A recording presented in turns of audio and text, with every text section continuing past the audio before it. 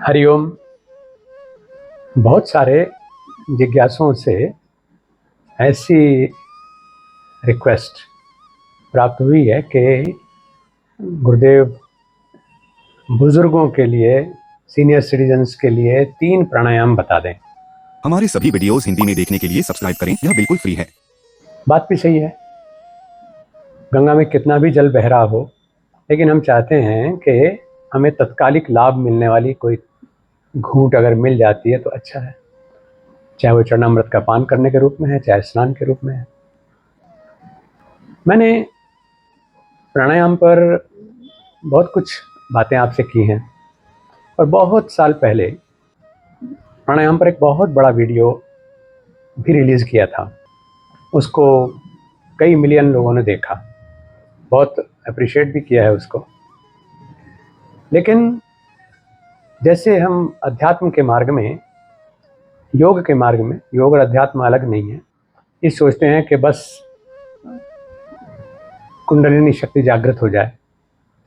ऐसे ही प्राणायाम भी तत्काल हम शुरू कर दें, भले ही हम योग में जीवन शैली में ना हो, हम अपनी दिनचर्या कैसी भी जिएं, खान पान कैसा भी रखें, यम नियम के बारे में तो हम जानते भी नहीं, जानना चाहते भी नहीं। ये सोचते हैं कि आज अभी इसी स्थिति में बस हमें मोक्ष मिल जाना चाहिए। इसको हम आकाश पुष्प कहते हैं, ख्याली पुलाव में सोचते हैं। निंदक नहीं हूं मैं, लेकिन ये भी नहीं चाहता कि हम विद्या को इतना हल्के में ले लें कि उसको फास्ट फूड की तरह से झट से लिया, खाया और हो गया। नहीं, ऐसा है नहीं। हमें प्राणायाम क्या है इसका हमें पता होना चाहिए। मैं निश्चित रूप से बताऊंगा, क्योंकि आपने जिज्ञासा की, तो 3 प्राणायाम बताऊंगा। वो प्राणायाम बताऊंगा जो शायद आपने योग की पुस्तकों में कहीं पढ़े भी नहीं होंगे अभी, क्योंकि मेरा ऐसा मानना है कि सारा ज्ञान पुस्तकों में आने से पहले अनुभव में आया, फिर इसको अनुभूति में लिया गया, कसौटी पे कसा गया, और जब वो अनुभूति की कसौटी में आ गया तो फिर ये लगा कि इसको संचित कर लेना चाहिए मानवता के कल्याण के लिए। तब वो पुस्तकों के रूप में चीज़ें सामने आई, चाहे वो योग सूत्र के रूप में आई हो, घेरण संहिता के रूप में आई हो, गोरक्ष पद्धति के रूप में आई हो, या जो आध्यात्मिक ग्रंथ हैं और सामाजिक जीवन में योग का एप्लीकेशन वाले ग्रंथ हैं, उनमें गीता जैसे ग्रंथ में वो आई हो। वो सब अनुभूति से जुड़ी हुई चीज़ें हैं। मैंने प्राणायाम को साधा, प्राणायाम पर आधारित बहुत प्रयोग भी किए, लेकिन जो आधारभूत चीज़ें हैं उनको अगर आप नहीं जानते या आप नहीं अपनाते तो ऐसा तो नहीं कि हम उस तरफ से आंख मूंद लें, वो आपको पता होनी चाहिए। प्राण और श्वास 2 अलग अलग चीज़ें हैं।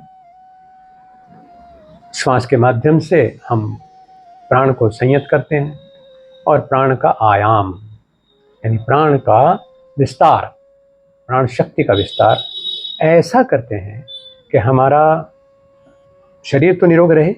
वो इसलिए निरोग रहेगा क्योंकि रक्त शोधन होगा, वो इसलिए निरोग रहेगा क्योंकि फेफड़े हमारे बहुत सक्षम हो जाएंगे, वो इसलिए निरोग रहेगा कि हमारे हार्ट और लंग्स का कोऑर्डिनेशन बना रहेगा, वो शरीर इसलिए निरोग रहेगा कि हमारी नाभि, हमारा लिवर बहुत अच्छे से काम करेंगे, और इसके साथ साथ हमारा जो मस्तिष्क है वो ऑक्सीजन के अभाव की वजह से रोगी नहीं होगा। इतने सारे तो मैं तत्काल बता रहा हूँ, और बहुत सारे लाभ हैं इसके, वो होंगे। और वो लाभ ना होते या उनको आप ना जानते तो आप ये आग्रह ही क्यों करते कि हमें इस अवस्था में 60 साल की उम्र में कोई 3 प्राणायाम गुरु जी से पता चल जाए जो कि हम अपने रोजमर्रा के जीवन में अप्लाई कर सकें। श्वास और प्राण 2 चीज़ें हैं, इन दोनों को हमें जोड़ना होता है, और उसे जोड़ने के लिए हम एक खास रास्ता लेते हैं जो ध्यान कहलाता है। ध्यान पूर्वक सांस लेना सीखें। मैं आज आपको पहला प्राणायाम बता रहा हूँ, और वो पहला प्राणायाम है जो प्राण का आधार है, प्राण के संचार का आधार है। जैसे हमारी ध्वनि के संचार का आधार है वायु, ऐसे ही प्राण को संयत करने का आधार है श्वास। उसका हमें लेने का तरीका आना चाहिए, और ये बहुत सरल, बहुत तत्काल लाभ देने वाला और हर किसी के द्वारा किए जाने वाला प्राणायाम है। तो सांस का क्या किया जाए? अक्सर लोग सांसायाम करते हैं और उन्हें ये पता नहीं होता, पता नहीं क्यों नहीं, उसकी जिज्ञासा भी नहीं करते कि हम सांस कैसे लें। जब हमें सांस कैसे लें यही पता नहीं है, तो फिर सांस को प्राण से कैसे जोड़ेंगे, उसको प्राणायाम कहने लायक स्थिति में कैसे लाएंगे? तो ये मैंने कहा कि आकाश पुष्प जैसी बात हो जाएगी। तो मैं आज आपको जो प्राणायाम दे रहा हूँ पहला, वो सही श्वास लेना, ये प्राणायाम की बुनियाद है। जब भी आप रुग्ण होते हैं शारीरिक रूप से या भावात्मक रूप से, इमोशनल डिसीजेस जिसको हम कह सकते हैं, डिस्कम्फर्ट भी है वो, तो उन स्थिति में सबसे पहले हमारा सांस ही प्रभावित होता है। जब आप सर्दी में हैं तो सांस कुछ और तरह से चल रहा है, गर्मी में है सांस कुछ और तरह से चल रहा है, बुखार में है सांस कुछ और तरह से चल रहा है, गुस्से में है, क्रोध में, तो सांस कुछ और तरह से चल रहा है, डरे हुए हैं, भय में है, सांस कुछ और तरह से चलेगा, शंकित हैं, अस्थिर हैं, सांस कुछ और तरह से चलेगा। यहाँ तक कि बैठे, खड़े और दौड़ने तक की अवस्था में सांस अलग अलग तरह चलते हैं। इतना ही नहीं, जब आप वासना में होते हैं, भोग में होते हैं, उस समय सांस बिल्कुल और तरह से चलता है। तो इतने भेद सांस के हैं, तो उसमें कृष्ण ऐसे ही थोड़ी गीता में कुछ का कुछ थोड़ी कह करके चले गए। उन्होंने कहा कि नासाग्र दृष्टि पहले आप विकसित करिए, यानी अपनी जो रेंज ऑफ मूवमेंट है, चाहे वो इमोशंस की है, चाहे वो थॉट प्रोसेस की है, चाहे वो हमारे रेजेस एंड एंगर्स की है, मतलब उसको सीमित करें। नाक से आगे की दुनिया से मेरा कोई लेना देना है नहीं, नाक पे ध्यान दो, सांस पे ध्यान दो। तो वो सांस हमारा, अगर ध्यान हम नासाग्र पर आ जाते हैं, ध्यान से नासाग्र पर आ जाते हैं, तो बहुत सी चीज़ों में स्वतः सुधार होना शुरू हो जाता है। पहला कदम है कि श्वास सहज लेने का अभ्यास करें। और श्वास सहज लेने के लिए मैं अक्सर उदाहरण देता हूँ कि एक अबोध बच्चे को आप सांस लेते हुए देखिए। अबोध बच्चा जैसे सांस लेता है, बस वैसा सांस हमारा हो जाना चाहिए। और बल्कि यहाँ तक उदाहरण आपके सामने आज दे रहा हूँ कि आप अपने नन्हे 2 साल के बच्चे को, 3 साल के बच्चे को, 4 साल के बच्चे को जब स्नान कराने के लिए बाथरूम में खड़ा करते हैं, नंगू है ना, तो उस समय आप देखें कि उसके पेट की स्थिति क्या है। जब बच्चे का सांस वो नॉर्मल है, उसे ना कोई भय है, ना राग है, ना द्वेष है, ना क्रोध है, ना ईर्ष्या है, ना वासना है। वो सहज सांस जब ले रहा है तो उसका सांस के भीतर जाने पर पेट थोड़ा सा आगे को आ जाता है, और सांस छूटने पर वो पेट थोड़ा सा अंदर को चला जाता है। ये सही सांस लेना है। सही सांस लेना इसलिए कह रहा हूँ कि ये उसका सांस लेना है जिसके पास कोई संवेगात्मक दबाव, कोई भय, राग, क्रोध आदि द्वेष उसके साथ नहीं है। तो उस सांस को हमें कॉपी करना है, यानी हमें बच्चे की तरह सांस लेना सीख लेना चाहिए। अब इसकी प्रैक्टिस कब करें? गुरुजी ने तो कह दिया। तो इसके लिए मैं आपको रिक्वेस्ट करता हूँ, आग्रह करता हूँ कि आपके पास जब भी मौका लगे तब आप इस सांस की पद्धति को अपना सकते हैं। विशेष रूप से 3 अवसर ऐसे हैं जिसमें आप इसका प्रयोग कर सकते हैं। पहला समय है सुबह जलपान से, नाश्ते से पहले। दूसरा समय है दोपहर को भोजन करने से पहले, और तीसरा समय है शाम का भोजन करने से पहले। और इसलिए ऋषियों ने इसको त्रिकाल संध्या नाम भी दिया है कि हम 3 बार संध्या किया करें। भोजन करने से पहले संध्या करें, जिसमें आप आसन में बैठेंगे, आप श्वास पे कंट्रोल करेंगे और आप मन को शांत करेंगे, उसको हम ध्यान भी कह सकते हैं। उसके बाद जो हमारे सहजता लौट आएगी हमारी अंतःस्रावी ग्रंथियों की, हमारे प्रवाह जितने शरीर के हैं उनकी, हमारा थॉट प्रोसेस है उनकी, जो सहजता आएगी उसमें आपकी जो स्राव हैं वो नॉर्मल हो जाएंगे और आपका जो भोजन है उसका भी लाभ आपको मिलेगा। सही से पचाएंगे उसको, शांत मन से भोजन करेंगे। क्या करना है कि सुबह दोपहर शाम, जैसे मैंने बताया कि हम संध्या तो नहीं कर रहे, मैं संध्या की बात भी इस समय नहीं कर रहा हूँ, बताया है कि ऐसा ऋषियों ने दिया और उसमें आसन प्राणायाम यानी पूरा योग का अभ्यास हो जाता है। तो उसमें आप फिलहाल अपनी स्थिति में ये करें कि अपने एक हाथ पेट पर रख के देख लें, एक हाथ सीने पर रख करके देख लें।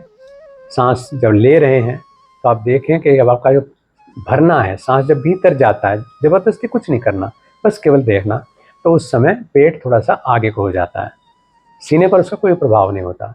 ज़्यादा भरने की कोशिश करेंगे तब फिर सीना भी ऊंचा हो जाएगा थोड़ा सा। जब आपका नॉर्मल है तो सीने पर कोई प्रभाव नहीं है, क्योंकि फेफड़े फैलते हैं, डायफ्राम पर उसका दबाव बढ़ता है, नीचे इंटेस्टाइन्स पर उसका दबाव बढ़ता है, थोड़ा सा पेट बाहर आ जाता है, हमारी नाभि चक्र जो मणिपुर चक्र है वो थोड़ा सा खिल जाता है। जब सांस छूटता है तो मणिपुर चक्र थोड़ा सा भीतर को सिमट जाता है। इस कार्य के करते रहने से आपके जो सिस्टम्स हैं वो तो ठीक होंगे, लेकिन बड़ी चीज़ ये होगी कि आपके जो सांस का खर्चा है वो कम हो जाएगा। सामान्य तौर पर जो मैंने कहा कि एक हाथ सीने पर है, एक पेट पर है, ये जो आप इसमें नॉर्मल सांस चल रहा है, तो आप देखेंगे कि आपको लगभग 25 से 30 सांस 1 मिनट में आप ले लेते हैं। पूरा सांस नहीं लेते इसलिए पूरा फायदा नहीं होता। हमारी बहुत सारे ऑक्सीजन का जो हिस्सा है, लगभग 16-17% ऑक्सीजन वो अनयूज्ड ही निकल जाता है, क्योंकि उसे हम पूरा कंज्यूम नहीं करते हैं। तो जब हम सांस लें तो उसको पूरा लेने का अभ्यास करें। जब हम पूरा सांस लेंगे इसी तरह से कि जब सांस भरता जा रहा हूँ, पेट को फैलने का मौका दे रहा हूँ, जब सांस छूट रहा है तो पेट को दबने का मौका दे रहा हूँ। पूरे फैलने तक सांस लो और पूरा दबने तक सांस लो। ऐसा करने से आपके जो फेफड़े के तीनों लेयर्स हैं, मतलब ये 3 लेवल्स हैं, जिसमें ऊपर का फेफड़ा है, मध्य का फेफड़ा है, नीचे का फेफड़ा है, उसका हृदय के साथ स्पर्श है, उसका नाभि के साथ और डायफ्राम के साथ विस्तार है। और डायफ्राम में भी जो हमारी बाकी लीवर के साथ जो अंग जुड़े हुए हैं, चाहे वो हमारा पेनक्रियाज है, चाहे वो हमारे गॉल ब्लैडर है, वो सब उससे प्रभावित होते हैं, उनका रसस्राव सब प्रभावित होता है। तो ऐसा पूरा सांस लेंगे तो आप कमाल की बात देखिए कि इतना मात्र करने से आप लगभग 15 से 18 सांस प्रति मिनट बचाएंगे। आप 1 मिनट में ज़्यादा से ज़्यादा 5-6 सांस ले पाएंगे, बाकी सांस आपके बचेंगे। मैंने कहा कि 15 से 18 सांस तक आप बचाएंगे, वो आपकी सांसों की गिनती में शामिल हो जाएंगे कि इतने सांस आपने अपनी प्राण शक्ति को बढ़ाया। तो इस तरह से जिस समय आपको नाश्ते के लिए बुलाया जाए तो आप थोड़ी देर के लिए बैठिए कि आता हूँ, या जाकर के अपने आजकल तो नीचे आसन पे लोग बैठते ही नहीं है, बैठना चाहिए, तो आप नीचे आसन पे बैठ के काम तो कर सकते हैं, और या फिर अपने डाइनिंग टेबल पर जहाँ आप नाश्ता कर रहे हैं वहाँ बैठ करके अपना पूरा जितने नाश्ता आपके सामने आए, 1 मिनट, 2 मिनट, 5 मिनट, उतनी देर आप इस तरीके से सांस लीजिए जो मैंने आपको बताया। यानी पूरा सांस लेना कब लेंगे पूरा? जब नासाग्र पे ध्यान दोगे, है ना। आप फील करिए कि देखो अभी आप सांस लेके देखिए, सांस लेके देखेंगे तो आपको पता भी नहीं चला था आज तक, तो आज पता चल रहा है कि जब मैं सांस ले रहा हूँ तो नाक से ठंडा ठंडा कूल कूल महसूस हो रहा है।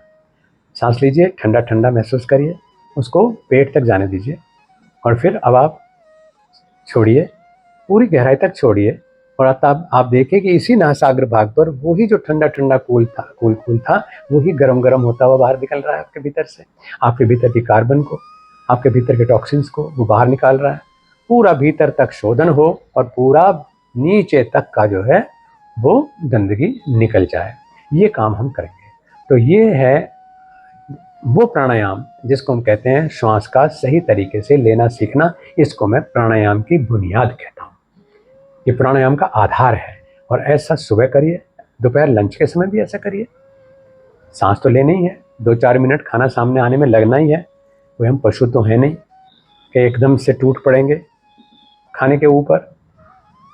खाने के बारे में सोच करके भी भोजन के अंदर जो चीज़ें शामिल हैं, हमें क्या क्या मिलेगा, हमें खीर मिलेगी, हमें लड्डू मिलेगा, हमें पानी बतासे मिलेंगे, गोलगप्पा मिलेगा, जो भी मिलेगा, तो उसे एक्सेप्ट करने के लिए आपकी जो लार है, जो आपकी सलाइवा है, मतलब उसका डिस्चार्ज शुरू हो जाता है, वो पाचन करने के लिए तैयार हो जाती है और फिर हमारे अंग भी उसी तरह से सक्रिय हो जाते हैं।